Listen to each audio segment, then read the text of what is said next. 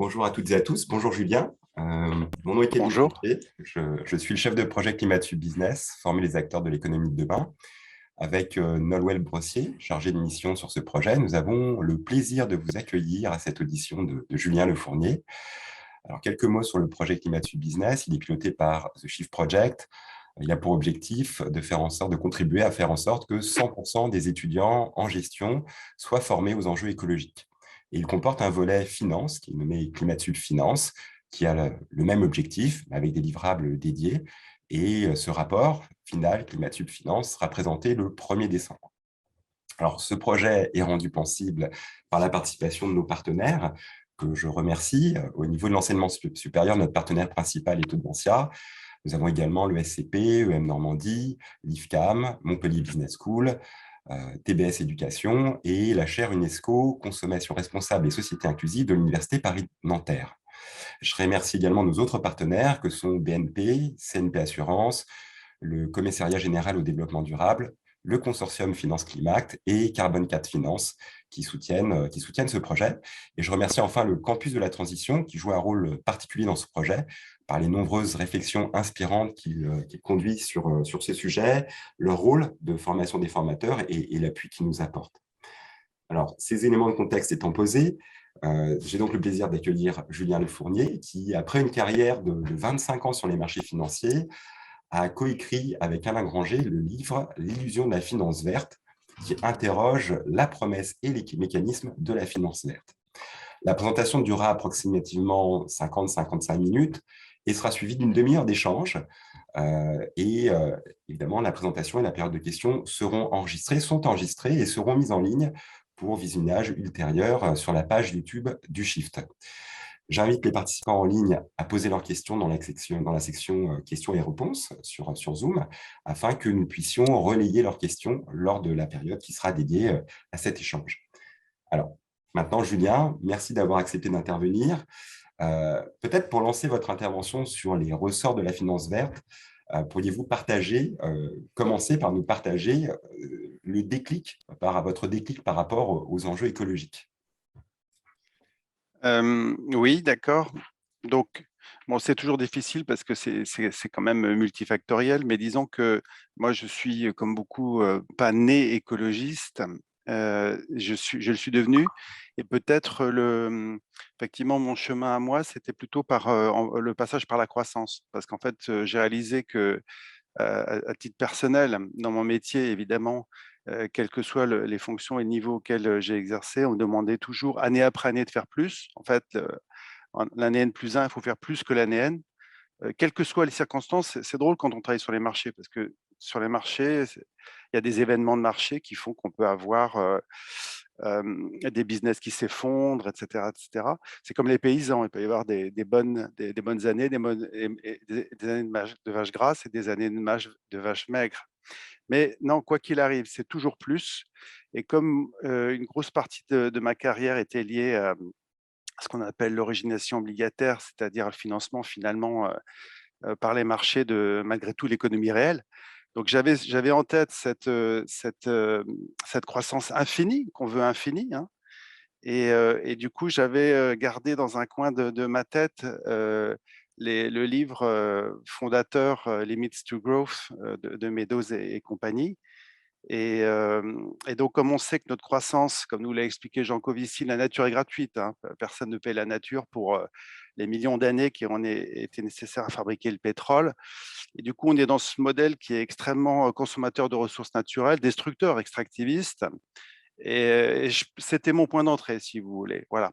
Et du coup, ça m'a conduit à réfléchir en finance, quels sont les moyens éventuellement qu'on peut mobiliser pour changer la donne. Voilà, ce serait ça, si vous voulez. Et donc, comme j'en ai pas trouvé à l'intérieur, je, je suis sorti pour m'exprimer sur le sujet. Donc, je voudrais faire une petite présentation. Évidemment, je ne peux pas parler de tout. Il y a énormément de sujets. Euh, je crois que en introduction, j'ai souligné duction, parce que duction, je crois c'est le mouvement d'un œil et donc j'attire toujours l'attention des gens sur le fait que, on veut toujours attirer l'attention sur la finance verte, c'est-à-dire sur la toute petite partie de la finance, qui serait, le cas échéant, effectivement verte. Pour moi, ça représente moins de 1 des actifs, quelle que soit la manière dont on les compte. Même si aujourd'hui, on nous dit qu'un actif sur 3 serait géré de manière responsable, ça veut rien dire, les chiffres sont complètement creux. Évidemment, on peut tout à fait financer, de la green tech, enfin, mais effectivement, c'est epsilonesque par rapport à l'ensemble du marché. Donc je crois que ce qui est important, c'est de réencastrer, notre finance dans l'économie dans la société et la société évidemment dans les conditions d'habilité de la planète. Après, le point de départ, tout le monde le connaît, l'épargne, c'est les investissements présents, donc qui ont financé le monde du business as usual, le monde carboné. Donc c'est pas tellement de dire, cela, ça c'est un peu de la palissade. Ce qui compte, c'est la dynamique à partir de là. Et c'est là où, malheureusement, les choses sont assez sinistres. Donc là, je mentionne en passant, le dernier rapport 2022 de Banking on Climate Chaos et qui nous dit effectivement, depuis la signature des accords de Paris, on voit que le financement des énergies fossiles par les 60 plus grandes banques du monde ont atteint 4 500 milliards. Et dont les Français ont une part très significative parce qu'on a de très grandes banques françaises qui ont alloué plus de 350 milliards aux énergies fossiles. Donc là où les scientifiques du GIEC, et y compris l'Agence interne de l'énergie, nous disent plus 1 euro de nouvelles explorations d'énergie fossile, eh bien on a, pour parler des acteurs bancaires, mais pas que, euh, les asset managers également, les gestionnaires, continuent d'investir massivement dans les énergies fossiles. Donc ça, c'est vraiment un problème. Et donc l'idée, c'est de montrer pourquoi on est dans cette impasse qui paraît structurelle. Dernier point de mon introduction, c'est je veux dire que j'interviens ici aujourd'hui à un moment un peu particulier, puisque alors c'est pas uniquement, c'est pas le livre, hein, je pas l'arrogance de penser, le livre contribue à la réflexion, le livre écrit avec Alain Grandjean contribue à la réflexion, mais on a vraiment aujourd'hui un frémissement. Il y a quand même des écailles sont un petit peu en train de sauter autour des yeux. On a beaucoup parlé de la prise de parole d'un certain Stuart Kerr, qui est patron de l'investissement responsable chez HSBC Asset Management, et qui a fait une présentation de 16 minutes tout à fait édifiante dans un forum qui ça s'invente pas, qui s'appelle Moral Money, où il a dit des choses comme Who cares if Miami is 6 meters underwater in 100 years? Donc ça a fait pas mal de bruit. Alors évidemment, ce que j'explique aux gens, c'est que ça s'appelle pas un lapsus révélateur, hein. Quand on parle pendant 5 minutes et avec des slides qui ont été validés par la direction de HSBC, c'est pas un lapsus révélateur. Ça dit quelque chose de beaucoup plus profond sur la finance verte telle qu'elle est pratiquée aujourd'hui. On a aussi des déclarations récentes de Larry Fink que les gens comprennent pas. Ils se disent Larry Fink a changé d'avis. Je ne crois pas. Il n'y a pas de virage à 180 degrés de Larry Fink, le patron de BlackRock. Simplement, certains masques sont en train de tomber. Le dernier élément que je voulais citer, c'est les DWS, la filiale d'Asset Management Deutsche Bank, qui est poursuivie aux États-Unis et en Allemagne pour une sorte de greenwashing. Donc, tout ça, ça crée un contexte assez particulier où je pense qu'il y a des choses qui se passent. Donc moi, l'angle que j'ai choisi de retenir aujourd'hui pour vous parler, parce que je ne sais pas exactement qui écoute, mais donc j'insiste plutôt sur quelque chose, je trouve, qui n'est pas très présent, c'est d'insister sur ce qu'on appelle la prime verte de la transition, ou la décarbonation. Et donc ça, c'est quelque chose d'assez consensuel.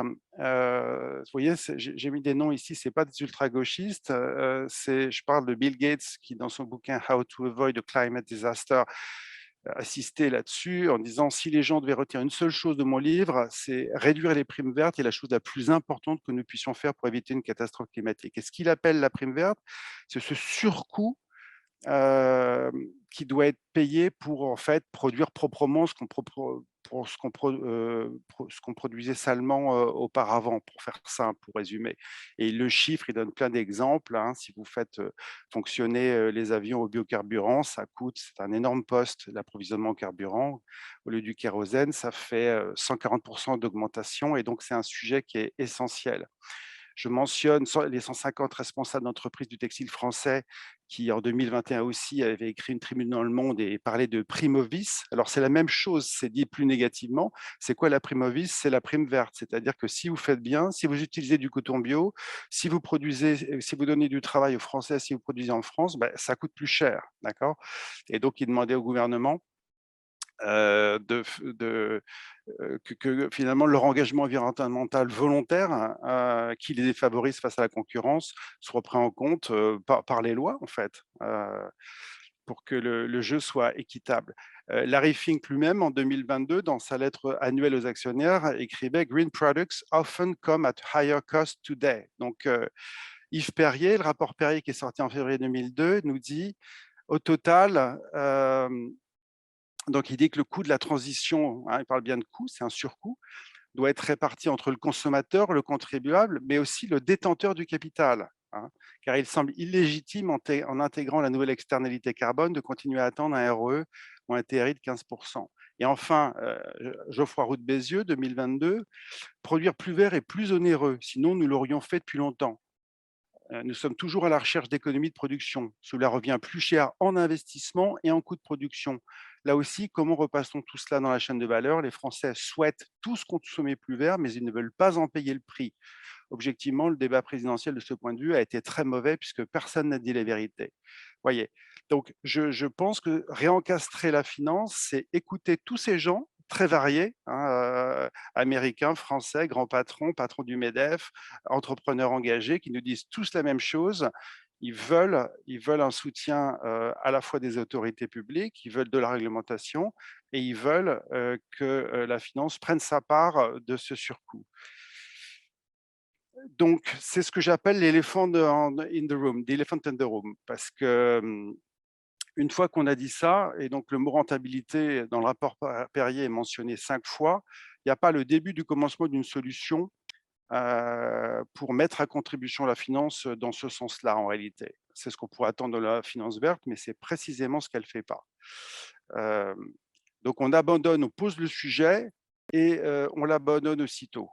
Et pourquoi? C'est facile, alors j'explique, tout le monde le sait, c'est parce que la rentabilité de l'investisseur, c'est le coût du capital de l'entreprise. Bon, ben voilà, entre un acheteur et un vendeur, l'acheteur souhaite acheter le produit au prix le plus faible possible et le vendeur le vend le plus cher possible. Bah, les titres financiers qui s'achètent et se vendent, c'est exactement cette logique-là. Et c'est pour ça que ça bute et ça ne progresse pas. Il ne faut pas penser que ça n'a pas d'impact.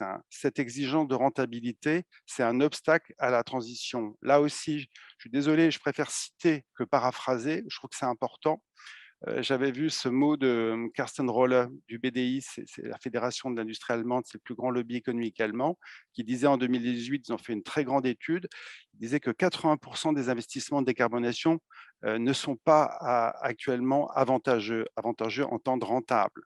Et dans le même rapport Perrier que je citais, vous avez cette phrase, comme indiqué par diverses parties prenantes auditionnées dans le cadre de la mission, la difficulté actuelle des entreprises n'est pas de trouver des fonds privés pour financer leurs projets verts, mais d'être en mesure que ces projets soient suffisamment rentables et justifient financièrement les moyens engagés par l'entreprise. Vous voyez, dans le contexte dans lequel on est de surliquidité, où tous les robinets sont ouverts par toutes les banques centrales, ce n'est pas la liquidité qui compte, c'est l'exigence de rentabilité. Et c'est ça qui fait qu'on fait un projet ou qu'on ne le fait pas. C'est ça qui fait qu'on est dans la transition ou pas. Et donc, c'est l'éléphant, c'est vraiment le tabou absolu qui disparaît. Parce que le point de départ du marché, je le mets ici, c'est vraiment le paradigme du marché, des marchés financiers. Donc, moi, j'ai passé 25 années dans des salles de marché, dans 4 banques différentes. C'est la responsabilité fiduciaire. Et la responsabilité fiduciaire, c'est une seule chose, c'est la maximisation du rendement ajusté du risque. Okay, je parle bien de maximisation. Okay, c'est comme pour les entreprises. Le problème, ce n'est pas de faire des profits, c'est de maximiser les profits. D'accord, c'est la logique de maximisation qui pose problème. Et donc, c'est la règle du jeu. Donc, ici, je représente ce graphique que tout le monde connaît ou qui peut convenir soit pour des projets, soit pour des titres, soit pour des portefeuilles. Enfin, on met en abscisse le risque et en ordonnée le rendement. Et donc, ça, c'est si l'efficience des marchés ne veut pas dire grand-chose au plan scientifique. Par contre, l'absence d'opportunité d'arbitrage, ça, c'est un concept qui est très, très fort. Et tout le monde sait que à rendement donné, vous choisirez vous choisirez de minimiser le risque. Ou inversement, autrement dit, à risque donné, vous choisirez de maximiser le rendement. C'est exactement ce qui est fait par tous les acteurs financiers, tous les prêteurs bancaires, institutionnels, et même vous, vous allez dans une agence bancaire, vous poussez la porte. Évidemment, comme on est dans un trade-off, on est dans une logique de Pareto. On fixe, la tendance, c'est de fixer votre tolérance, ce qu'on appelle votre tolérance au risque. Et une fois qu'on a déterminé votre tolérance au risque, à ce moment-là, on optimise le rendement. Donc ça, c'est j'allais dire, vraiment la clé de voûte de l'industrie financière depuis toujours et jusqu'à aujourd'hui, en fait. Et d'ailleurs, les modèles qui sont derrière ça, la théorie du portefeuille de Markowitz, qui a élaboré très justement d'ailleurs pour la partie diversification, même si derrière il y a beaucoup de simplification. Enfin, c'est toujours employé aujourd'hui. Il y a pas vraiment d'alternative qui soit utilisée. Et donc, il ne faut pas perdre de vue, quand on parle de finance verte, qu'on est dans un ensemble où il y a des professionnels soumis à cette contrainte, il y a des arbitragistes et qui laissent rien sur la table. Si je m'en THF, c'est trading à haute fréquence. Hein. Vous voyez, on est dans un monde où les traders à haute fréquence, parce que 30 centimètres, c'est une nanoseconde, hein, en termes de vitesse compte tenu de la vitesse du signal dans la fibre optique. Et donc, les gens déplacent leurs ordinateurs près des serveurs pour gagner cette milliseconde qui leur permet d'arbitrer les carnets d'ordre. C'est le monde dans lequel on vit. Il ne faut pas l'oublier, parce que parfois, il y a des gens très, très loin de tout ça. Et ce n'est pas une critique, parce qu'on peut mener une belle vie sans savoir ce que c'est qu'une action, une obligation, comment les marchés fonctionnent. Mais du coup, on est beaucoup plus sensible à une forme de greenwashing qui n'est pas du tout adaptée à la réalité. Là, je pense que c'est, voilà, peut-être, ça, c'est un truc avec Alain, d'ailleurs, c'est un extrait qui est tellement important, et encore une fois, pour paraphraser, on l'a mis tel que, parce que et j'ai eu beaucoup de retours d'ailleurs là-dessus en me disant: «Ah, c'est incroyable». Eh oui, donc là, c'est les mots de PGGM. PGGM, c'est le deuxième plus gros fonds de pension néerlandais, donc c'est des gens extrêmement sérieux. Et donc, ils parlent de zones vertes dans lesquelles ils interviennent et de zones rouges. Donc, c'est important de lire les deux pour comprendre la différence. Donc, la zone verte, c'est la zone dite responsable. Les acteurs de cette zone, je lis, font de leur mieux pour contribuer à un monde plus durable, à condition que ce ne soit pas au détriment de la performance attendue par leurs bénéficiaires. Dans cette zone, l'idée est de contribuer au rendement sociétal, je ne sais pas très bien ce que ça veut dire, aussi longtemps que cela n'affecte pas le rendement financier individuel. Vous voyez? Et la zone rouge, dans cette zone, la contribution au bien collectif se fait en sacrifiant une partie du bien individuel. Cela se traduirait par une réduction de la pension de retraite des bénéficiaires afin de contribuer à un monde durable. C'est la zone de la tragédie des biens communs et de la tragédie de l'horizon, pour reprendre l'expression de Mark Carney, l'ancien gouverneur de la Banque d'Angleterre. Cette option ne relève pas du mandat des gestionnaires du fonds de pension. Donc là, vous avez un acteur, d'ailleurs, qu'on appellerait responsable, un vert, il se dirait même donc préoccupé par le réchauffement climatique, etc., qui écrit noir sur blanc que, en fait, il est complètement impuissant parce que la zone dite rouge, c'est précisément la zone dans laquelle il faudrait investir, d'accord? Mais il ne peut pas renoncer à un point de base au détriment finalement des bénéficiaires du fonds de pension. Et ça se comprend. C'est des retraités dans ces marchés où il n'y a pas de retraite par répartition. Les retraites sont capitalisées sur les marchés financiers, tout le monde en dépend. Et donc, la responsabilité fiduciaire, c'est de maximiser les actifs financiers de toutes ces personnes. Et encore une fois, on ne parle pas forcément d'ultra riches, hein, le fonds de pension. Vous êtes professeur, vous avez une retraite, etc. etc. Donc ça, c'est pas du tout nouveau. Ça a été soulevé il y a des années. Je me rappelle de documentaires où on montrait parce qu'il y a des énormes fonds de pension aux États-Unis aussi. Teachers, je me rappelle, les fonds de pension des profs américains. On montrait des petits vieux sur des transats à Miami et on leur montrait les dégâts causés par le leverage buyout, les teachers investissaient dans des LBO, on fermait des entreprises, on virait les gens. Voilà. Cette réalité a toujours été là et rien n'a changé de ce point de vue-là. Alors, quand vous lisez sans arrêt dans les journaux, par exemple, j'ai noté ici 69% des épargnants interrogés souhaitent que leur épargne contribue positivement à l'évolution de la société. Bien entendu, moi aussi, si on propose en même temps de sauver le monde, on y gagne de l'argent. Le problème, c'est le et en même temps, c'est-à-dire qu'on rase gratis. Quand on demande ça aux gens, tout le monde va répondre bien entendu, mais par contre, c'est quoi la contrepartie pécuniaire, hein? On a vu, il y a un trade-off. On se rappelle tout ce qu'on nous a dit, hein, Gates, Bézieux, ça coûte de l'argent, qui paye? Et donc ces gens-là, il n'y a pas de consentement à payer. De ce point de vue-là, et c'est d'ailleurs ça la responsabilité fiduciaire, il y a une très grande cohérence entre le niveau des particuliers, le retail et les institutionnels, puisque les uns souvent représentent les autres, en fait, gèrent pour le compte des autres. Il n'y a pas de, il y a pas de différence. Et donc, vous voyez, on est au cœur de l'impasse. Donc ici, du coup, je montre comment, ce sur quoi débouche ce problème, parce que les gens disent, mais quand même, il y a de la finance verte, puisqu'il y a des éoliennes, il y a du photovoltaïque. Alors, il y a surtout un énorme déficit.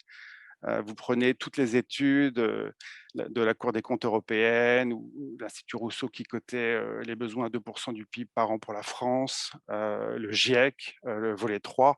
Donc, tout le monde reconnaît qu'il y a un déficit massif d'investissement et que la rélocation en faveur ne se fait pas, en tout cas ne se fait pas à un rythme qui correspond aux accords de Paris. Et donc en fait, je vous montre ici avec une rentabilité positive à 0. C'est oui, en effet, on y arrive, hein, les énergies non renouvelables, les ENR, on y arrive parce que c'est l'État, hein, qui rend ces actifs investissables. Alors c'est plus que de l'amorçage, hein, c'est la Cour des comptes française qui avait coté la subvention à 120 milliards sur l'ensemble de la période, hein, passée et à venir. Et donc, on met de l'argent public pour rendre les actifs investissables. À ce moment-là, on a effectivement le monde financier qui se mobilise et qui peut tout à fait donc financer, une fois qu'on a rendu l'actif investissable, on a franchi ce fossé de rentabilisation qui peut se mobiliser pour financer des éoliennes et ou des panneaux solaires, etc. C'est beaucoup plus embêtant quand on descend dans des choses où il y a moins de rentabilité, comme la rénovation thermique des bâtiments, qui est un énorme poste en Europe. La Commission européenne le cotait les besoins à 275 milliards par an d'ici 2030. En France aussi, c'est très important. Il faut lire les rapports du Haut Conseil sur le climat, du HCC. C'est un problème pour la mobilité durable, le fret ferroviaire. L'adaptation, c'est pire, hein, parce que l'adaptation, si vous mettez une digue, là, c'est le moment où on n'est plus dans un investissement, mais dans une pure dépense en réalité, hein. Alors là, il y a plus personne en fait. Ça intéresse pas les financiers. Mettre une digue pour protéger une ville de la submersion, ça n'intéresse pas. Et en bout de liste, malheureusement, ce qu'on appelle les pays qui sont très touchés dès aujourd'hui par le réchauffement climatique et qui ont demandé à la COP26, qui ont tendu la main, hein, en demandant ce que les pays riches veuillent bien payer ce qu'ils appellent les pertes et dommages, parce qu'ils ne sont pas assurés. Donc, vous avez un événement météo violent, vous avez des villes qui sont arrachées de la terre, et donc il n'y a pas d'assurance pour reconstruire. Ben, ça, il n'y a personne. Il n'y a personne pour donner. Et pour la biodiversité, c'est pareil. Vous voulez construire une zone pour protéger le crapaud bleu à pois jaune, comme disait Sarkozy, ça n'intéresse personne. Donc vous voyez ici comment finalement la zone verte est extrêmement, la zone où la finance dite verte peut jouer un rôle est tout à fait limité par la contrainte de rentabilité qui est posée. Donc, ça n'empêche pas qu'on ne puisse rien dire et rien faire. On pourrait s'arrêter là en se disant, bon, bah, circuler, il n'y a rien à voir, parce qu'après tout, même le maire a dit la finance sera verte ou ne sera pas. Et de ce point de vue-là, c'est juste. La finance est tout de même, c'est un des rares secteurs qui peut être vu comme un tout, à la fois à cause de la mobilité des capitaux, et parce que le problème, c'est moins de mettre 1 euro dans les actifs verts que d'arrêter d'en mettre dans les actifs bruns. Parce que si on fait ça, on ne diminue pas en net le dégazage des gaz à effet de serre dans l'atmosphère. Et c'est bien ce qu'on observe aujourd'hui. Bon, néanmoins, pour un particulier, bon, il n'y a aucune définition, ce n'est pas une science, donc on ne peut pas s'appuyer sur grand-chose, hein. Les volumes dont on parle varient d'un facteur 10 facilement. On change de méthodologie, puis vous avez des dizaines de milliers d'encours qui sont plus responsables du jour au lendemain. Donc moi, je propose, et Alain Grandjean était d'accord avec cette approche, pour se faire une religion et avancer, de dire que bon, la finance verte, au moins, on peut en parler si 2 conditions sont réunies. C'est que 1, on finance des sous-jacents verts, parce que si on finance des centrales thermiques à charbon, il y a un problème. Et 2, justement, on veut une prime verte payée on veut que les investisseurs en question payent une prime verte, c'est-à-dire une partie du surcoût dont on parlait et qu'il fallait distribuer entre le consommateur, le contribuable, quand il y a subvention, de quelle que soit sa forme, et justement les financeurs, les apporteurs de capitaux. Donc, si on a ça en tête, je trouve que là, le cas de l'obligation verte, pour comprendre, est tout à fait intéressant sur un plan pédagogique, parce que là, par rapport au petit graphe que je vous ai montré au début sur le risque-rendement, la beauté de l'obligation verte, c'est qu'on est vraiment à risque fixé sur la même verticale, puisque ça s'appelle le risque emprunteur. Vous avez un emprunteur qui émet une obligation verte, jaune, rouge ou n'importe. C'est le risque émetteur. Le risque emprunteur est le même en cas de faillite. Tous les prêteurs sont pas ce qu'on appelle, sont dits pari passu, sont solidaires, et donc euh, ça, la formule de pricing d'une obligation, c'est pas du tout quelque chose de théorique dans ces cas-là, hein. C'est quelque chose qui est utilisé communément tous les jours sur le marché, hein, où vous actualisez les coupons avec I, c'est un taux, c'est exogène, c'est le taux du marché de 10 sans risque, peu importe la référence. Et S, c'est la prime. Ici, c'est la prime qui correspond au risque émetteur. Et vous voyez que cette formule n'autorise pas qu'il y ait la moindre différenciation entre vert ou pas vert, suivant que les proceeds, les fonds, sont utilisés pour financer des projets verts ou pas. C'est ça que j'ai voulu, c'était un point important pour moi, parce que les ONG font un très bon travail d'analyse des projets pour dire s'ils sont verts ou pas, s'ils méritent le nom de vert ou pas, et s'ils peuvent du coup rendre verte l'obligation qui serait fléchée vers eux. C'est un peu le monde à l'envers, hein.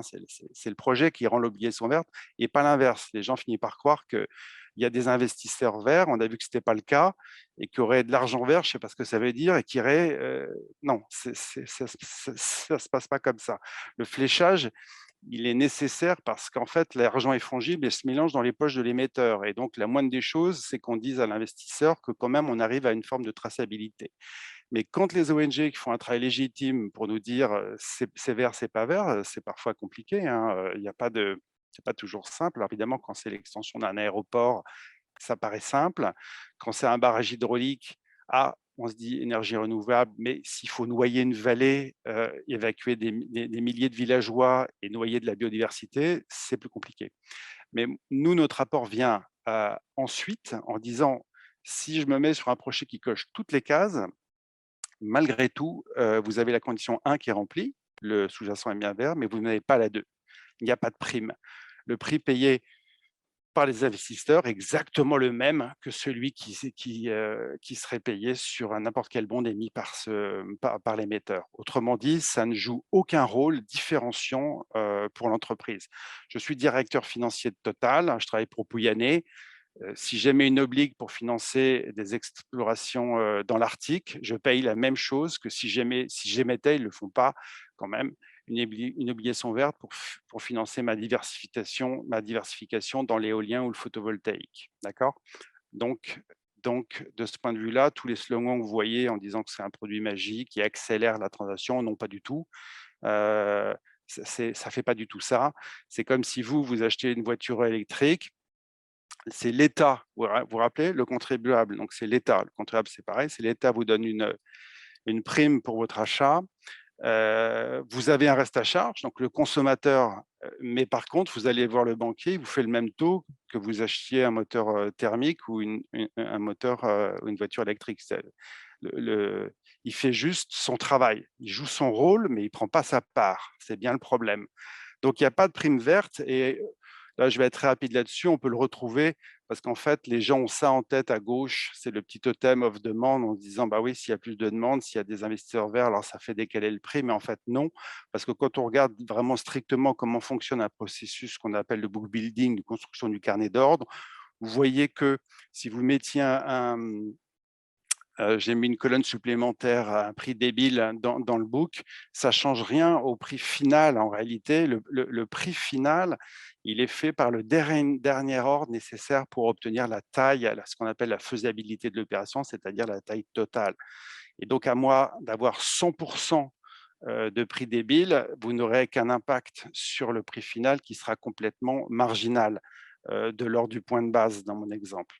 Donc, bon, je trouve que c'est un très, très bel exemple pour permettre, et j'ai vu qu'il y avait beaucoup dans mes échanges avec des étudiants, il y avait énormément de confusion sur le sujet, hem, parce que je pense que la communication des bookrunners n'est pas très sincère. Vous voyez, je mets en bas, j'ai trouvé ça. Donc les communications sont biaisées, plus de X tonnes de CO2 pardon, évitées en 2018 grâce à l'obligation verte de l'émetteur machin chose. Mais si dans cette phrase, vous pouvez barrer l'adjectif vert, en fait, il ne sert à rien. Vous auriez la même chose en émettant une obligation lambda. Et donc, les gens se disent, ah oui, c'est parce que l'obligation est verte qu'on a évité les tonnes de CO2. C'est complètement fou. Et d'ailleurs, je pointe c'est très facile de pointer plein euh, d'éléments qui prouvent ça. J'avais eu des discussions avec le directeur du Debt Management Office et équivalent de l'agence France Trésor à Londres. Donc, le métier de ces agences, c'est d'optimiser le coût de la dette des États. Et alors que les Français émettaient à tour de bras, enfin autant qu'ils pouvaient, des OAT vertes, les Anglais ne voulaient absolument pas en entendre parler, hein. Et pourtant, ils sont très pointus, très forts. Mais le type disait, ben non, je ne gagne pas un point de base, donc je ne le ferai pas. Jusqu'à ce que le dernier chancelier d'échiquier lui tourne le bras et l'oblige à le faire. Donc, l'obligation verte, c'est intéressant. Si on reprend la notion d'impact qui est assez consensuelle, j'allais dire, dans le milieu financier, où on veut de l'intentionnalité, de l'additionnalité et de la mesurabilité, sinon on n'est pas capable de parler d'impact. L'additionnalité, c'est l'impact, c'est le changement au-delà de ce qui serait produit de toute façon. Et l'impact de l'entreprise, c'est le changement causé par les activités de l'entreprise. L'impact des investisseurs, c'est beaucoup plus compliqué, hein. C'est l'entreprise qui a un impact souvent. Quel impact dans un monde sur liquide, en fait, l'impact que vous pouvez avoir justement en tant qu'investisseur, hein, le changement positif causé par votre investissement, bah, ce n'est pas le pouvoir de dire oui dans ce cas-là, puisqu'il y a tout le monde est là pour financer. C'est bien le prix, hein. C'est bien prendre votre part sur le prix, hein. À quel prix vous apportez cette quantité d'argent. C'est bien le problème. Et donc là, on voit que de ce point de vue-là, très clairement, l'obligation verte n'a aucun impact, hein. Donc, c'est le même prix, aucune incitation, elle joue aucune accélération dans la transition. Voilà. Donc, j'étais un peu long là-dessus, mais je trouve que ça vaut le coup parce que c'est un sujet qu'on retrouve très souvent. L'étude de cas numéro 2, c'est la nouvelle mode, c'est la version 2.0 de ces obligations qu'on appelle Sustainability Linked Bonds. Alors là, malheureusement, vous vous rappelez l'exigence qu'on s'était fixée, c'était d'avoir un sous-jacent vert et la conjonction et une prime verte. Bah là, il y a carrément plus de projet vert, hein. On a trouvé que les financiers, c'était trop contraignant, il n'y avait pas assez de projets verts. Et donc, bah, cette fois-ci, c'est du financement corporate finalement. Et alors, on a mis un petit truc sur le 2 du coup, avec des KPI, il y a des step-up, on peut payer un petit peu plus. Alors, je ne vais même pas rentrer là-dedans, c'est beaucoup trop compliqué, ça ne change rien, hein.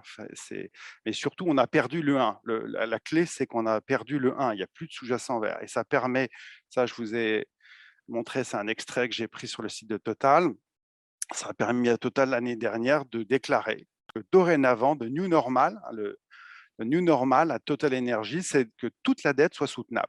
Bon, alors là, Reclaim Finance a fait un travail, vous pouvez le regarder très fin sur les KPI en les critiquant, parce que donc, comment ça marche sur la partie step-up, c'est lié à un Key Performance Indicator. qui détermine si oui ou non il y aura step-up du coupon pour les 3 années, enfin, avant la maturité du bond, etc. Donc évidemment, les KPI sont fixés par l'émetteur lui-même. Bon, donc c'est quand même un peu dans une ambiance école des fans, mais avec Lem Finance a fait évidemment un travail très fin là-dessus, en montrant que ces KPI n'avaient pas de sens. Effectivement, ils sont liés au plan climat de Total, qui est un pseudo-plan climat qui nie la réalité scientifique et ce que dit l'agence de l'énergie, l'agence internationale de l'énergie. Mais moi, en prenant plus de recul, je dirais simplement que si l'émetteur me raconte cette histoire, il aurait donc une dette 100% soutenable, mais d'un autre côté, Pouyanné nous dit aussi que 80% de ses investissements sont toujours dans les fossiles. Donc, on voit bien que c'est peut-être pas la peine de couper les cheveux en quatre. On voit bien que c'est pas possible. Ça veut dire que bah, si j'achète ce bond le jour où il sera émis, je sais pas, eh bien, je financerai ICOP en fait. Hein, je financerai l'oléoduc en Tanzanie et dans l'Ouganda, hein, sans le vouloir, mon corps défendant à la suite de mon plein gré. Voilà ce que ça veut dire exactement. Donc, les financiers ont parlé de démocratisation, puisque tout le monde peut faire ça. Sans projet vert, c'est pas le mot que j'utiliserais naturellement. C'est complètement vidé de substance. Après, peut-être, parce que ça, c'est peut-être ça que le public, les gens achètent rarement des obligations à la main, ou les gens sont peut-être plus souvent confrontés donc à des fonds. L'épargne des Français, les gens achètent des parts de SICAV, d'OPCVM, et donc il y a toute cette logique de gestion d'actifs. Donc les fonds soutenables, les fonds ISR, avec ou sans label, mais ceux-là, on dit qu'ils ont explosé. Bon, après, quand on gratte un peu, Axilia a fait une étude et a remarqué que même dans le label ISR, on avait 60%, c'était des fonds monétaires à court terme. Bon, on fait ce qu'on peut, hein. Si vous pensez qu'on va révolutionner, on va financer la transition avec l'argent prêté à moins d'un an, je ne crois pas. Mais ici, c'est assez intéressant parce qu'on voit toujours qu'on bute sur finalement ce qui est l'essence de la finance, parce que le concept vient de loin. Au début, c'était les Quakers qui procédaient par exclusion, ne voulaient pas financer la pornographie, l'alcool, le tabac. Et donc, Wall Street a considéré que c'était inacceptable, parce que les professionnels savent très bien que le coût d'opportunité peut être très important. Peut-être que ce que vous excluez va surperformer cette année-là. Ils n'ont pas voulu en entendre parler. Et puis, il y a eu un bras de fer qui a duré des années. Et quand les gens ont été convaincus que la nouvelle proposition de fonds responsables, finalement, c'était à base de notation ESG et qu'on conservait à peu près l'essentiel de l'univers investissable, et donc on pouvait proposer en gros les mêmes performances. Il y a eu une bascule et on s'est mis à dire aux États-Unis, bon, c'est du lourd, hein, c'est des cabinets d'avocats et des banques qui ont travaillé ensemble en se serrant la main pour fabriquer ce bon résultat qui est toujours critiqué aux États-Unis. Hein, il y a des gens pour lesquels ça passe pas, mais que du coup la responsabilité était compatible avec l'investissement responsable. Mais c'est évidemment au détriment de la substance, hein, parce que vous avez toujours la maximisation. Là, j'ai pris cerveau droit, cerveau gauche, juste, bon, on sait bien que scientifiquement, c'est un peu bidon, mais justement, ça marche très bien. Cerveau gauche, donc c'est le calcul, donc ça a toujours lieu, et le cerveau droit, c'est l'extra-financier. Donc le SG, alors moi, je ne sais pas additionner des pommes, des poires et des bananes, le SLG avec des notes. L'idée, c'est que ça ne franchit pas du tout, en fait. On reste là-dedans. La réalité, c'est qu'on reste dans cette maximisation-là. On a trouvé des moyens d'intégrer, c'est ce qu'on appelle l'intégration indolore ESG.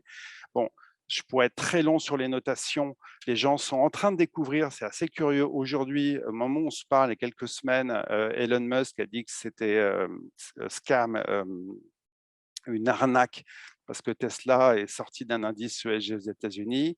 Les gens se disent, ah oui, ils ne comprennent pas, parce que Total, c'est une très belle, donc pétrolier super major, et une très belle note, nettement au-dessus de la moyenne ESG.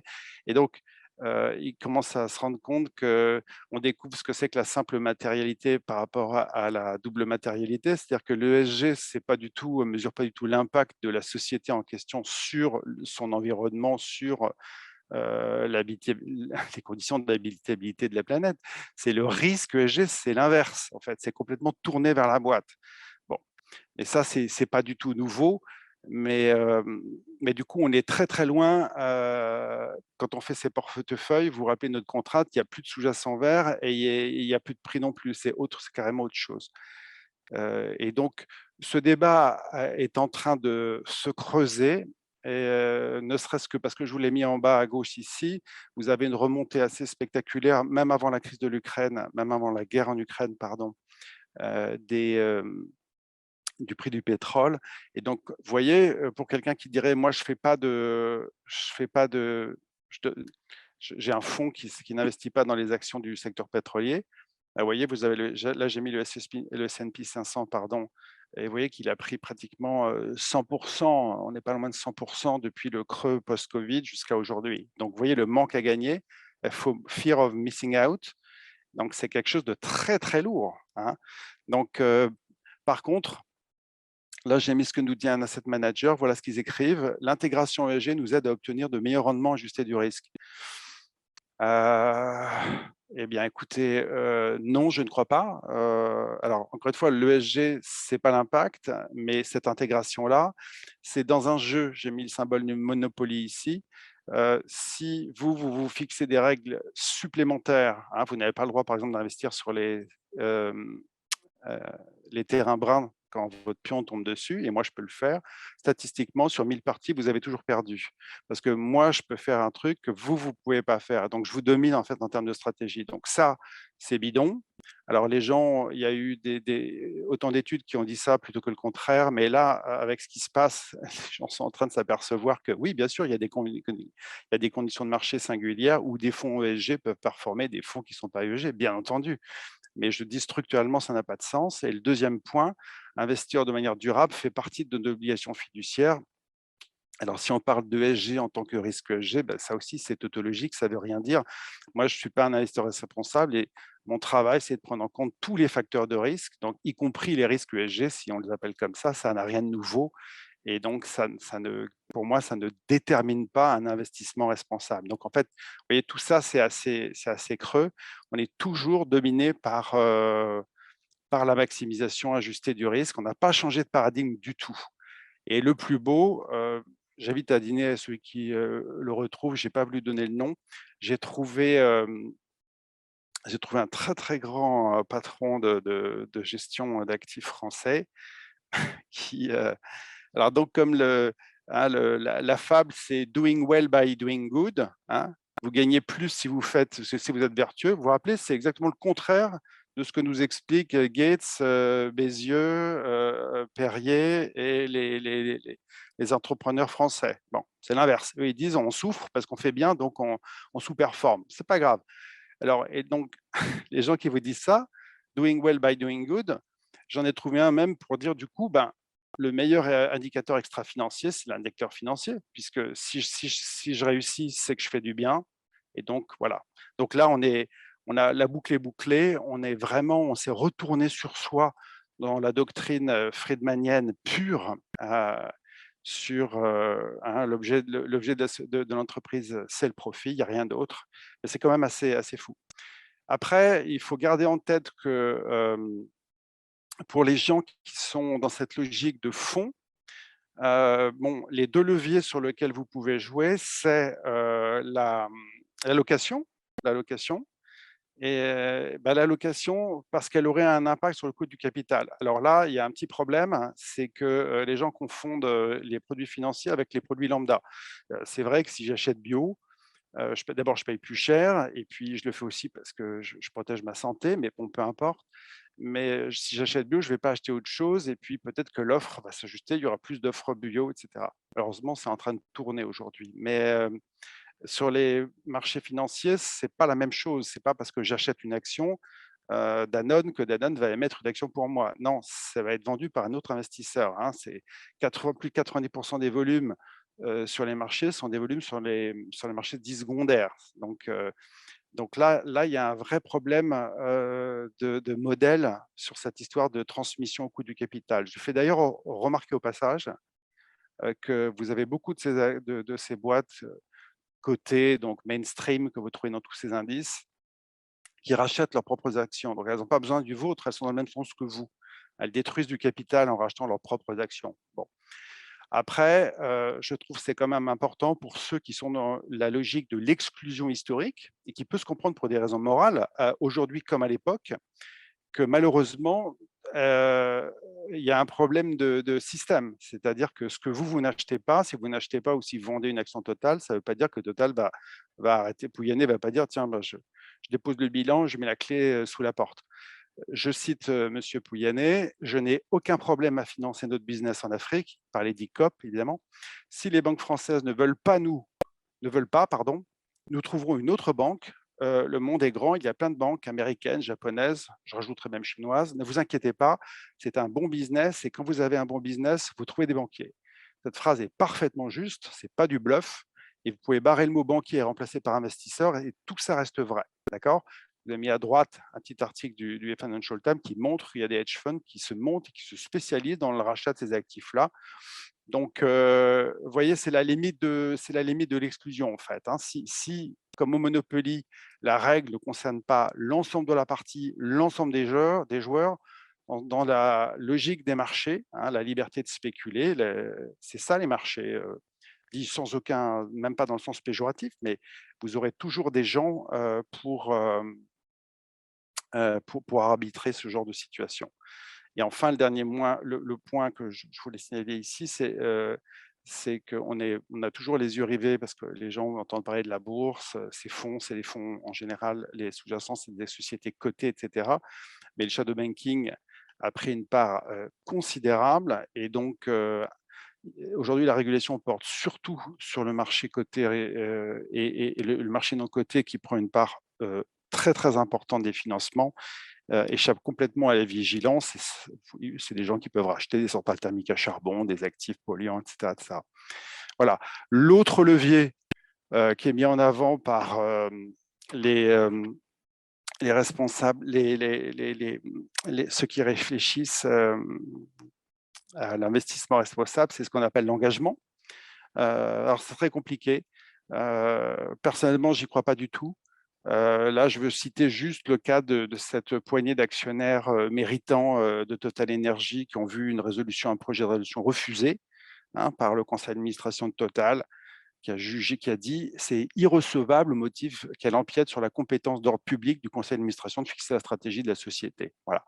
Et par contre, les propositions de Total, que je qualifie donc de pseudo-plan climat, ont été validées à 89% par les actionnaires de Total. Donc, l'engagement, moi j'attends encore, Voice ou Exit, j'attends de trouver un investisseur qui me dise qu'il est allé voir le CEO d'une boîte pour demander un truc, qu'il n'a pas obtenu, qu'il est parti ou qu'il aurait obtenu.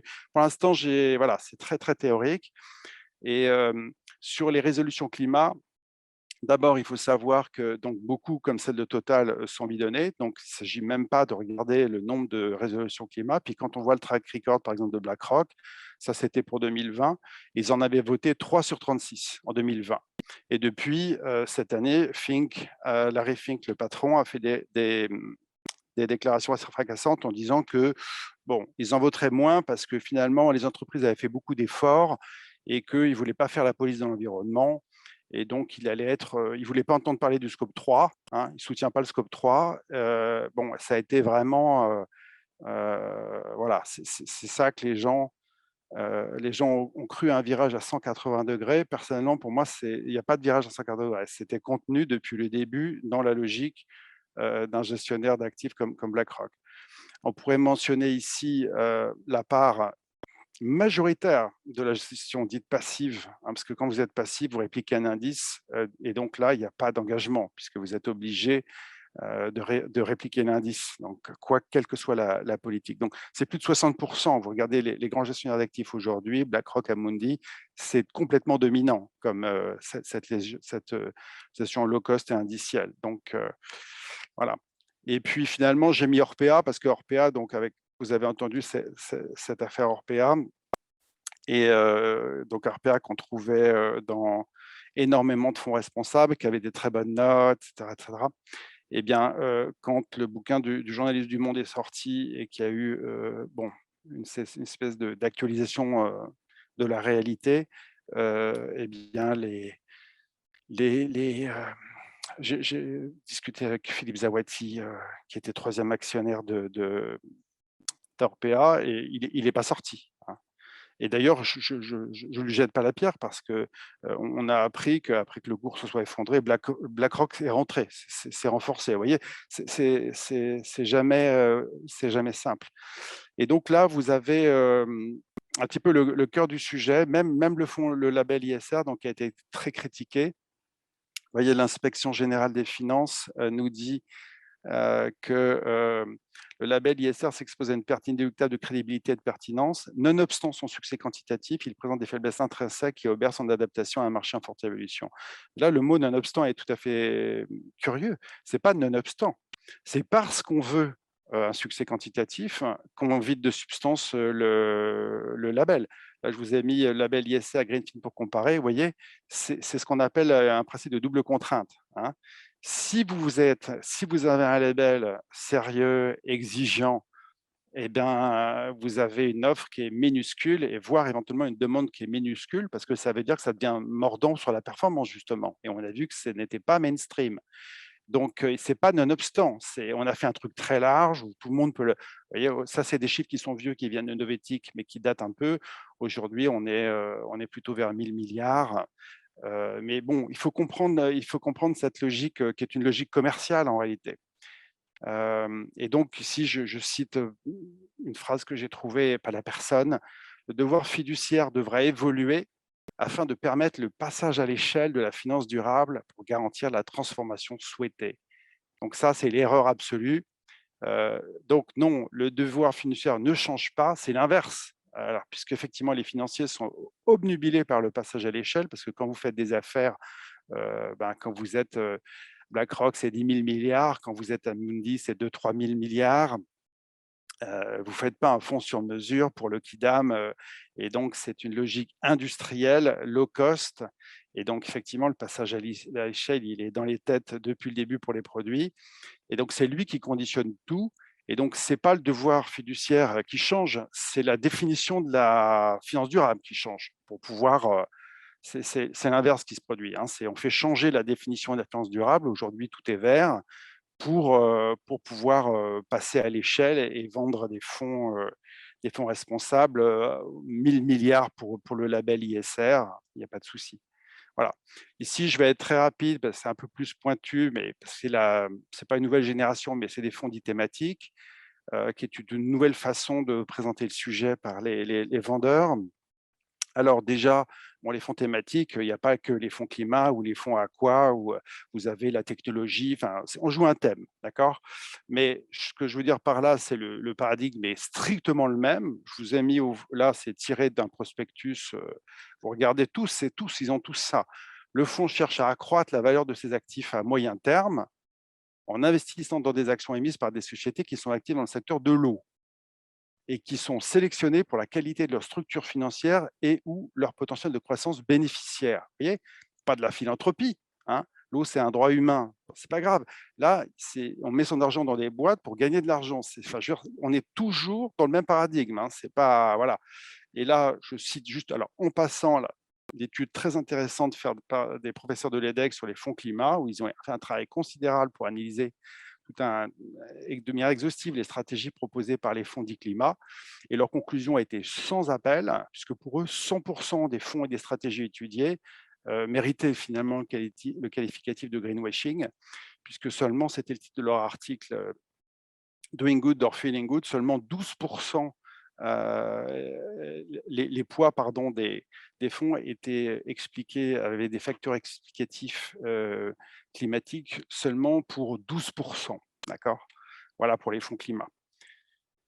Donc ici, je mets peut-être un truc qui me paraît très important, parce que c'est un truc qui revient souvent. On dit oui, mais quand même, le système, tout change à cause du risque, la perception du risque. Bon, alors c'est difficile de dire tout change quand on entend Stuart Kirk, quand on entend Larry Fink, et cetera. Mais bon, il y a des discours un peu différents. Donc ici, quand j'entends risque, moi, depuis Carnet, on a cette typologie avec surtout risque physique, risque climatique, mais qui sont en fait risque physique et risque de transition. Et les gens les listent en général. Bon, et les risques juridiques, mais bon, passons. Et les gens font plutôt, on est dans une forme d'addition. Mais en fait, non, il faut comprendre que ces risques sont en fait antagonistes. Plus je transitionne, plus je diminue le risque physique et réciproquement. Hein, dans un monde idéal, si je faisais une transition géniale, j'aurais pas de risque physique. Okay, bon, bien sûr, dans la vraie vie, il y aura un peu des deux, parce que comme on ne transitionne pas, on va avoir des risques physiques, mais on transitionne un peu.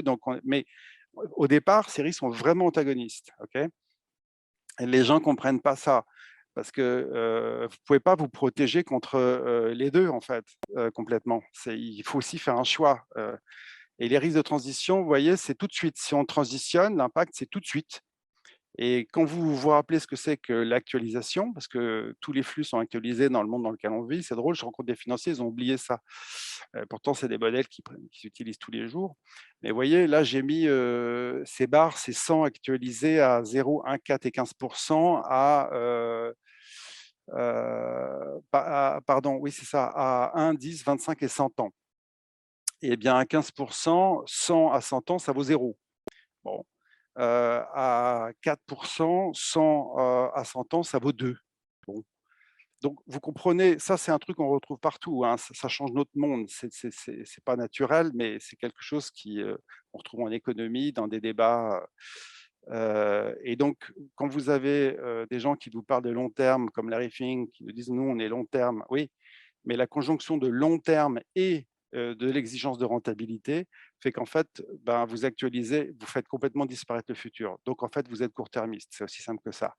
Le long terme plus l'exigence de rentabilité élevée, c'est du court terme. Et c'est exactement ce qu'on trouve. C'est tout à fait défavorable aux investissements en général verts parce que c'est beaucoup de capex au départ et moins d'opex plus tard. C'est tout à fait problématique pour le débat entre risque de transition et risque physique que j'ai illustré à gauche, parce que les risques de transition, c'est tout de suite. Hein, vous voyez l'automobile qu'on fait basculer dans l'électrique, c'est maintenant, ça a des implications tout de suite, alors que les risques physiques sont perçus comme étant très lointains et même distants géographiquement. Et donc, ça explique le statu quo et le fait que, bah, comme je mentionnais Banking on Climate Chaos, les banques continuent malheureusement, alors que normalement, dans une logique, si on parlait de risque de transition, eh bien, elles sont en train de pourrir leur bilan en fait. Elles font rentrer du risque de transition à chaque fois qu'elles mettent un euro, qu'elles prêtent un euro pour de l'énergie fossile en fait.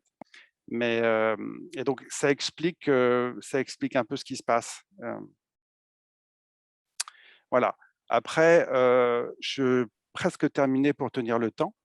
Heu, Parce qu'on parle beaucoup d'informations. Alors, il y a tout un tas le rapport Perrier recommandait la création de tout un tas de comités Théodule.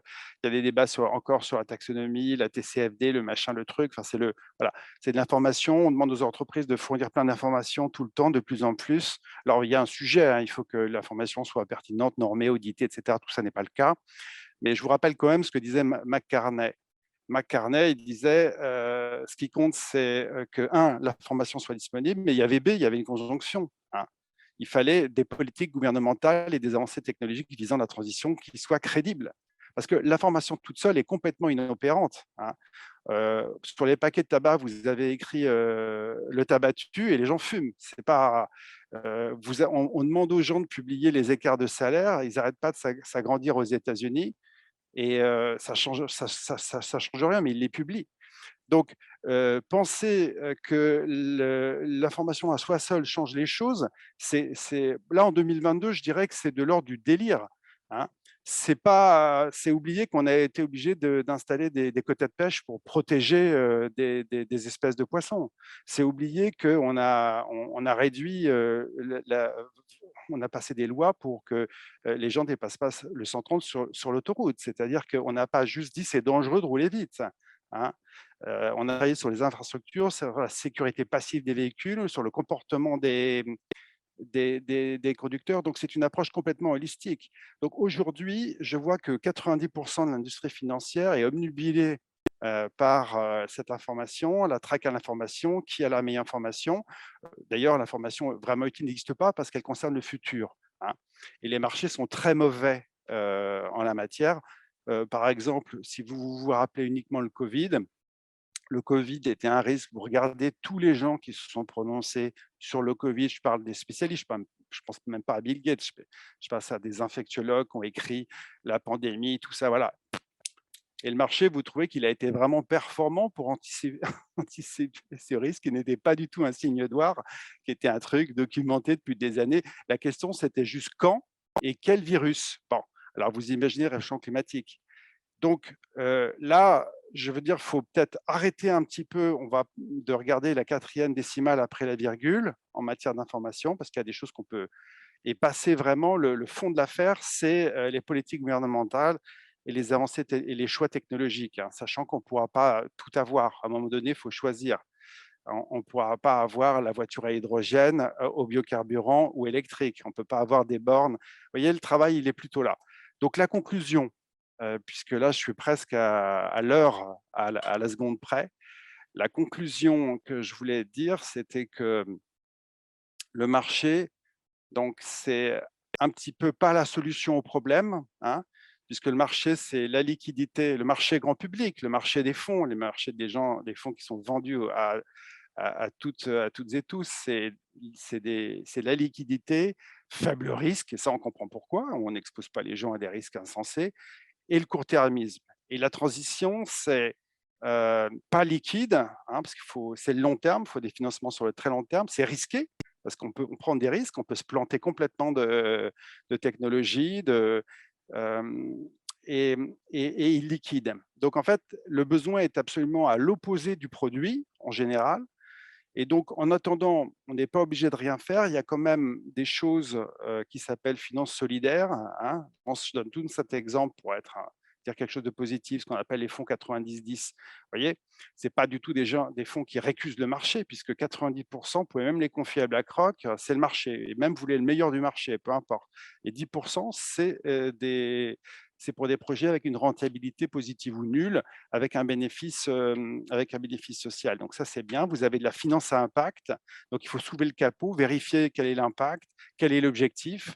Hein, le principe, c'est do no harm. Il ne faut pas faire de mal. Il faut avoir un objectif. Donc il y a des choses, mais c'est pas voilà, c'est dans ce sens-là qu'il faut aller, je pense. Là, je cite Revelli de Cage qui disait une belle phrase qui m'a donné: l'impact est unique, non standardisable, car chaque investissement l'est. L'impact, c'est de la diversité, donc de la résilience écosystémique, pas de standard, pas de concentration, une vision circulaire de l'investissement avec du vrai ruissellement. Ça, je pense que je pourrais complètement adhérer à cette phrase.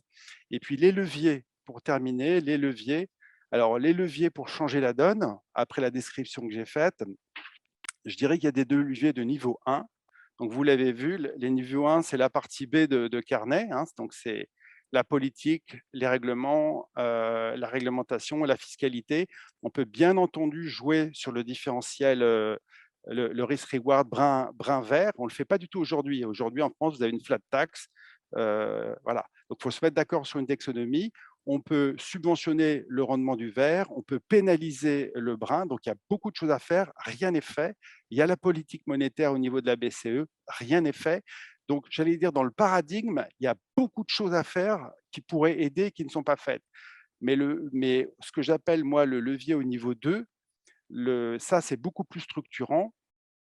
C'est des démarches beaucoup plus profondes si on veut vraiment sortir de l'ajustement et changer vraiment la donne.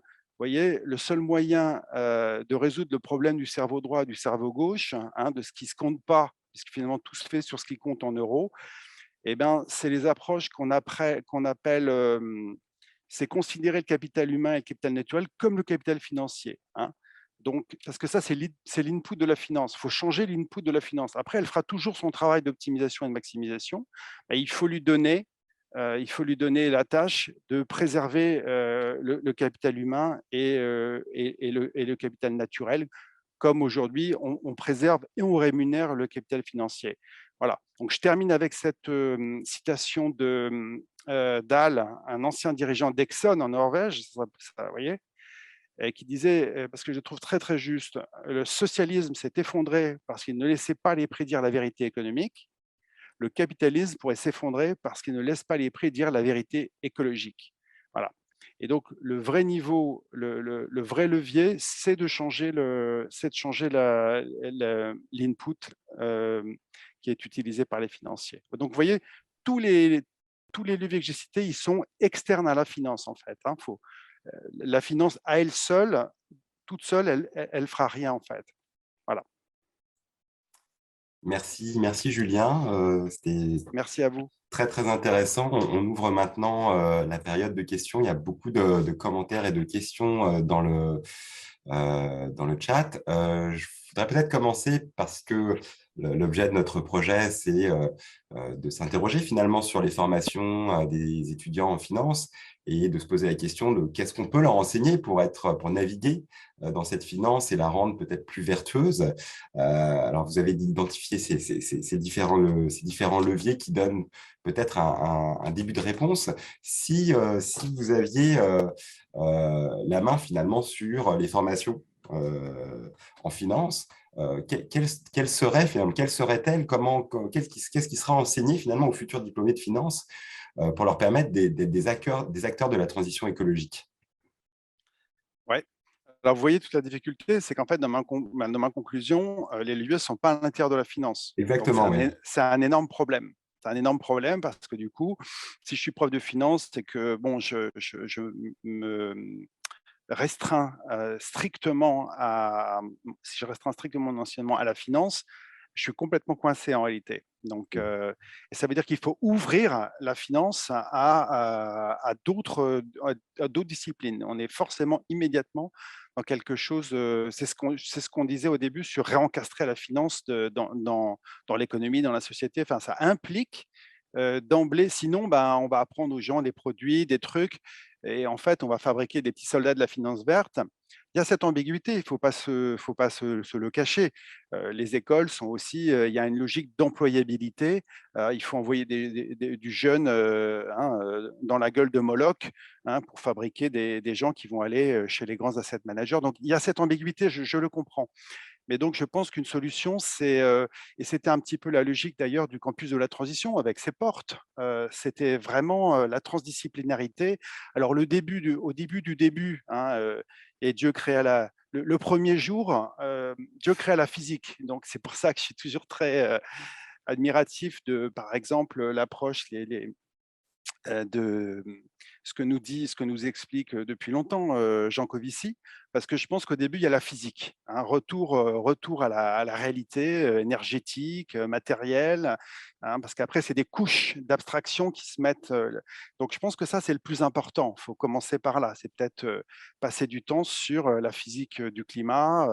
Vous voyez, dans la logique du GIEC, c'est le climat, deux, les impacts du réchauffement climatique, si je simplifie grossièrement, et trois, on rajoute là du coup quelque chose qui est moins science dure sur tout le reste en fait, l'adaptation, voilà, rentre dans voilà quelque chose. Et donc je pense que ça reste très très important que même en finance, les gens soient vraiment formés à la réalité du réchauffement climatique, en commençant par le dur. Voilà. Ok, très bien. Donc, réencastrer la finance, introduire de la transdisciplinarité pour exposer les étudiants à des visions, peut-être aussi comprendre le rôle de la finance dans une approche un peu historique, c'est-à-dire que finalement, ce rôle, il a évolué dans l'histoire. Euh, Absolument. mm, L'histoire, c'est très, très important. Oui, oui, tout à fait. Heu, Parce qu'aujourd'hui, l'économie dominante, c'est une économie plutôt, mathématique, et donc oui, il y a beaucoup à faire pour justement, oui, je pense que le mot fort, c'est réencastrer en fait pas tomber uniquement dans une logique de calcul et purement opérationnelle, mais remettre, de la philosophie, de l'histoire. Tout à fait, inscrire la finance dans son environnement et dans son histoire. L'histoire qui est voilà. Ouais. Et vous mentionniez également là, dans cette slide de conclusion le rôle de la comptabilité, donc la Ouais. comptabilité multi-capitaux, de façon à, je dirais, intégrer sous forme quantitative ces éléments, plus ces capitaux humains Ouais. et environnementaux. Est-ce que vous pouvez développer un petit peu là-dessus? Bah, là-dessus, je renvoie, aux travaux de Rambaud. Il y a beaucoup de choses qui sont dites et écrites. Alors c'est très, prospectif parce que c'est pas du tout mainstream en fait, mais c'est des choses très profondes, très structurantes qui se comprennent. C'est-à-dire que, le seul moyen, c'est ce que je disais, alors quand on vient d'où je viens, moi j'ai travaillé 25 ans dans les salles de marché. Et donc, tout à fait dans une logique d'optimisation, hein, où il y a pas de voilà, il y a et donc j'allais dire pour moi tout cette conclusion, elle est parfaitement logique en fait.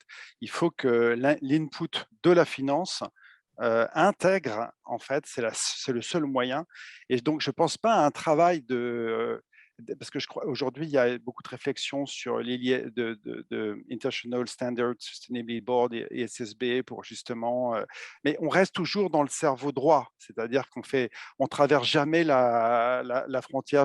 Donc pour moi, la clé la plus profonde, c'est vraiment qu'il y ait qu'un cerveau finalement, hein. C'est comme on dit One Health. Et ben, voilà, quand on aura intégré la nature et le capital humain dans la comptabilité, à ce moment-là, il n'y aura plus à se demander si c'est des pommes, des pois, avoir tout ce travail plus ou moins sérieux qui est fait, mais surtout à la fin de la journée, profondément inopérant, parce que la responsabilité fiduciaire, c'est l'accroissement du patrimoine financier, en fait. Donc, il faut absolument. Alors, ça fera beaucoup moins de profit, on est d'accord, hein, mais ça me va très bien, ça ne me pose pas de problème. Mais parce qu'aujourd'hui, c'est pour ça que je mettais les faux profits. Vous avez Total qui annonce 16 milliards de profits, mais il y a beaucoup de gens comme moi qui pensent que ce sont des faux profits. Pas des faux profits parce que Pouyanné triche sur les chiffres, mais c'est des faux profits parce qu'en face de ces 16 milliards, est-ce qu'on a mis les coûts de la combustion du pétrole pour la société, pour le climat de ça? Parce qu'à mon avis, si on met ces coûts-là, il y a les 16 milliards, ils ont plus que disparu, vous voyez. Donc, Mmh. je pense que c'est ça l'enjeu ultime qui permettrait, c'est de continuer à vivre un peu dans notre logique. Ça ne sera possible que si on fait rentrer le capital naturel et le capital humain dans la comptabilité des entreprises. Je vais aussi prendre quelques questions qui ont été posées en ligne. Il y a un des participants qui se pose la question, serait-il possible d'imaginer un outil, entre guillemets, qui réorienterait les flux financiers dans la bonne direction, décarboner au maximum l'économie et qui réglerait les problèmes intrinsèques aux obligations vertes? Est-ce que ça vous semble quelque chose de réaliste? Ben, c'est pour la raison que à cause de la responsabilité, à cause de la responsabilité fiduciaire, c'est très difficile. Alors, c'est pas impossible. Mais c'est pour ça que je donne l'exemple des fonds 90-10 de finances solidaires. C'est bien ce que ça fait. Au moins, ça détourne 10%. Alors, c'est pas 100. Vous me donnez 100 sur 100, j'en mets 90 chez BlackRock et j'en mets 10 vers des projets avec un bénéfice social. C'est pas rien. Mais le résultat des courses de ça, c'est que pour la partie 10%, depuis la création de ces produits-là, on est en centaines de millions d'euros. On compte en centaines de millions d'euros. On Mhm. n'est pas dans la dizaine de milliers de milliards dont on a besoin. Et ça pèse aujourd'hui, les chiffres sont sortis pour l'année dernière, je crois. Ces fonds, ça pèse 0,4% des patrimoines des Français. Vous voyez? Donc, c'est super, il faut le faire, il faut donner, c'est très bien, mais c'est epsilonesque par rapport à un problème comme celui de la transition, qui est un problème systémique. Donc, par contre, je ne vois pas, pour répondre à la question, ça existe, mais c'est à une échelle, et les fonds à impact dont je parlais, c'est aussi des choses qui sont à petite échelle. Petite échelle d'ailleurs qui fait leur valeur, parce que c'est comme ça sur le terrain que vous savez si vous avez un impact ou non. Parce que si vous donnez votre argent à Danone, qu'est-ce que vous avez comme impact? Vous achetez une Mhm. action Danone, vous pensez sérieusement que vous avez un impact, vous changez que vous faites basculer le monde dans le monde d'après en achetant une action Danone? Je ne crois pas. Je vais poser une autre question du public. Ça concerne la taxonomie verte. Qu'est-ce que vous pensez de l'impact de la taxonomie verte européenne ou des mécanismes d'ajustement carbone aux frontières? Est-ce que, à votre avis, ils vont permettre d'influencer positivement les investissements ou simplement faire augmenter les coûts? Et est-ce que ça peut Alors, être une solution contre le greenwashing de certains fonds? alors oui, la taxonomie, c'est quelque chose d'important, puisque dans le niveau 1, tout ce que je décris pour creuser l'écart de fiscalité entre vert et brun, ça implique de savoir ce qui est vert et ce qui est brun. Donc oui, de ce point de vue-là, il faut une taxonomie. C'est une condition nécessaire, mais pas suffisante, hein. C'est exactement ce que j'ai expliqué sur l'information. A, l'information, B, tout le reste. S'il y a que A, ça sert à rien. Donc oui, la taxonomie, c'est important. Après, laquelle, hein? Parce que on a commencé à comprendre. D'abord, je rappelle aux gens que la première obligation verte a été mise en 2008. On est en 2022 et on se pose encore des questions sur la taxonomie. Bon, pendant ce temps-là, on dégage des gaz à effet de serre dans l'atmosphère tous les jours et le budget carbone fond comme neige au soleil. Bon, donc ça va pas très vite et parfois je me demande si, sans être paranoïaque ni complotiste, il n'y a pas des procédés un peu dilatoires dans tous ces trucs-là. Donc la taxonomie, c'est important. La taxonomie, on l'a vu, il y a aussi bascule dans un jeu politique puisque les Français voulaient que le nucléaire soit vert, ils n'étaient pas d'accord avec les autres, d'autres voulaient que le gaz soit vert. Finalement, ceux qui n'étaient pas d'accord entre eux se sont mis d'accord contre les autres, etc. Finalement, tout est vert. Donc, on est retombé un peu, vous vous rappelez le label ISR, hein, on élargit tout, tout est vert, tout est ISR. Attention, je pense qu'on est à un moment où il vaut mieux dire des choses claires qu'essayer de faire plaisir à tout le monde. Sinon, il n'y aura pas la réallocation qu'on veut. Après, je dis pas que c'est un sujet simple. La taxonomie, c'est l'université de la taxonomie, c'est une vraie question. C'est pas la même chose si je suis français avec un parc de réacteurs installés, 56 réacteurs nucléaires. Peut-être que mon chemin de transition n'est pas le même que si je suis un pays où mon point de départ c'est des centrales thermiques à charbon. Donc, il y a des vrais débats, il y a des vraies questions tout à fait intéressantes. Je trouve que ça va très lentement. J'entends pas des choses, mais encore une fois, condition nécessaire mais pas suffisante. Par rapport à votre deuxième question sur la taxe aux frontières, ça, ce serait effectivement quelque chose de précieux. Ça fait partie des ingrédients. Il y a beaucoup de gens qui souhaitent ça, plus ou moins sincèrement d'ailleurs, parce que c'est très compliqué. Mais là, on est dans le niveau 1, réglementation, etc. On ne change pas le monde, mais on fait quand même quelque chose qui est positif, si ça pouvait arriver. Je ne sais pas du tout, franchement, si c'est possible, parce que enfin, voilà, on n'a pas du tout le temps d'expliquer pourquoi c'est extrêmement compliqué, mais c'est très compliqué quand même. Je vais passer à une autre question des personnes, des participants. Dans le fond, effectivement, dans le portrait que vous nous dressez, on a le sentiment qu'il y a deux alternatives qui se dessinent. Une première qui passe par la régulation, donc avec des gouvernements qui seraient très encadrants et dirigistes, enfin en tout cas très encadrants, dirigistes pour reprendre les termes de la personne qui pose la question, ou alors un système un peu d'investisseurs volontaires parallèles qui, eux, de manière effectivement volontaire, décideraient d'investir dans le vert avec évidemment un impact qui resterait modeste en termes de masse de capitaux alloués. Est-ce que c'est un peu comme ça que vous voyez les choses? Est-ce qu'il y aurait d'autres alternatives?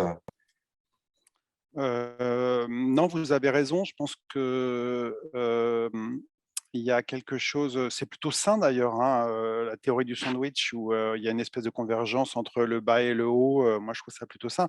Mais c'est pas tout à fait de même nature, hein. Il faut que les politiques prennent des responsabilités, ce qui n'est pas du tout le cas. Aujourd'hui, on a plutôt une circularité mortifère où quand on entend un ministre de l'économie français, Le Maire, dire la finance sera verte ou ne sera pas, ça n'a pas de sens, puisqu'il fait rien en fait pour la changer. Toutes Mhm. les mesures dont je vous parle, régulation, réglementation, fiscalité, politique monétaire de la BCE, on peut changer le mandat de la BCE. Je n'ai pas vu le début du commencement d'un projet solide sur ce niveau 1, si vous voulez. Donc, bon, on est payé de mots, quoi. Donc ça, le problème, c'est que il y a une circularité un peu mortifère entre les financiers, comme d'ailleurs Larry Fink commence à dire, Nous, on n'est pas la police dans l'environnement, c'est à vous de faire. Hein, et comme Carnet dit, partie B. Et en effet, hein, Larry Fink n'est pas élu aux États-Unis, ni Yves Perrier ne sont pas élus par le peuple français. Donc, les gens se revoient un peu la balle aujourd'hui. Et donc, par contre, ce que je disais, c'était beaucoup plutôt dans une logique grassroots. Oui, les gens peuvent sur le terrain, localement, s'intéresser et faire des choses. Ça, je crois que c'est disponible aujourd'hui, hein, à une échelle humaine. Peut-être que c'est ça l'avenir. Parce qu'aujourd'hui, sinon, on voit que l'offre grand public, hein, des mastodontes, est complètement hors sujet, en fait. Donc, il y en a une, si vous voulez, pour moi, vous pouvez enlever toutes ces étiquettes, ça ne change rien. Ok. On va voir dans les semaines et les mois qui vont venir, on va voir encore plus de crispation sur ces sujets-là, parce que les gens, finalement, qui regardaient bas, commencent un petit peu à regarder. On va avoir d'autres failles s'ouvrir. Mais par contre, l'impact, la nef, c'est pas nouveau, la nef. Vous pouvez aller à la nef, hein, vous pouvez devenir sociétaire de la nef. Voilà, simplement, c'est une offre qui est petite, mais elle peut grossir. Mais c'est pas elle qui va résoudre les problèmes tels qu'ils sont quantifiés qualitativement et quantitativement par le GIEC, en fait. Je sais pas si je suis clair. Non, non, c'est clair. Alors, il ne nous reste plus beaucoup de temps. J'essaie de voir Du dans les coup, je questions. peux Oui, peut-être poser une question, oui, vas-y, Casey. Nolwenn. Justement, sur cette question d'impact, si l'exclusion n'est pas efficace et que l'engagement ne semble pas, selon vous, donner des résultats, quels seraient les leviers pour un investisseur? Est-ce qu'il n'y en a aucun? Est-ce qu'il faut simplement réguler, interdire, rendre peu rentables les projets polluants? Oui, oui, je pense que c'est ce que je vous dis, c'est niveau 1, c'est pas de l'intérieur, hein. Faut la bonne volonté, qu'est-ce qu'ils nous disaient nos amis de l'EDEC? Feeling good or doing good. Je pense que voilà, on a assez de recul maintenant, on a assez d'expérience pour savoir que ça marche pas. Et d'ailleurs, encore une fois, c'est très surprenant, hein. Si on a baissé d'un facteur 50 la mortalité sur les routes françaises, c'est pas en demandant poliment aux gens de bien vouloir réduire leur vitesse ou aux constructeurs de prendre le sujet en compte. C'est pas vrai. C'est pas vrai et ça sera jamais vrai. C'est comme ça. L'être humain est comme ça, mais collectivement, on peut faire des choses. Donc, oui, il est temps de fixer des règles sérieuses. Sinon, c'est pas de la faute des gens. L'offre actuelle, en dehors de celle que je pointe, mais qui est petite, il faut aller la chercher. Alors, elle peut grossir, hein, elle peut grossir, hein, mais et d'ailleurs pour les jeunes qui font puisque c'était un peu l'idée, les jeunes qui font des études de finance, ils peuvent avoir des idées pour justement monter des fonds à impact, justement s'encastrer directement dans leur, dans leur lieu et trouver des choses à faire. Mais voilà, c'est une échelle, qui n'est pas Hmm. celle du problème. On a accumulé tellement de retard qu'aujourd'hui, c'est un chemin, c'est un chemin intéressant, euh, mais qui à lui seul n'est pas la solution. Il faut absolument fermer le robinet d'émissions de gaz à effet de serre, hein. Il ne faut pas supplier Pouyanné, d'ailleurs, il s'en fiche, hein. Il va faire ICOP, il finance encore de l'exploration. Donc, bon, on a compris, et il est soutenu à 89% par ses actionnaires, qui inclut, c'est intéressant, au moins 20%, je crois, de particuliers, hein. Donc, c'est pas. Parce qu'il y a souvent une confusion en finance entre les institutionnels et le retail. Mais voilà, les pétroliers, les super majors savent très très bien faire ça en lâchant de gros dividendes, en fidélisant les gens, hein. Voilà, il vous l'a dit, un bon business sera toujours soutenu par des financeurs, il n'y a pas de problème. Eh bien, merci Julien. Je pense qu'on va s'arrêter là. C'était super intéressant. Pour les personnes en ligne, je vous invite à nous suivre sur le site web Le Shift Project, à vous abonner à notre newsletter enseignement supérieur. Le rapport final ClimatSup Finance sera publié le 1er décembre. nous avons prévu une prochaine audition d'experts qui aura lieu à la rentrée, plutôt au mois de septembre-octobre. La date n'est pas encore définie, qui portera sur les sujets du numérique. Voilà. Merci à toutes et à tous d'avoir suivi. Merci beaucoup, Julien, pour cet échange et Merci à cette vous. présentation super intéressante. N'hésitez pas, pour les participants, à faire circuler cette vidéo une fois qu'elle sera mise en ligne dans vos réseaux. On a tout intérêt à ce que toutes ces belles, ce beau capital intellectuel que Julien a partagé soit diffusé le plus largement possible. Merci beaucoup. Bonne fin de journée. Au revoir à toutes et à tous. Merci, bonne journée.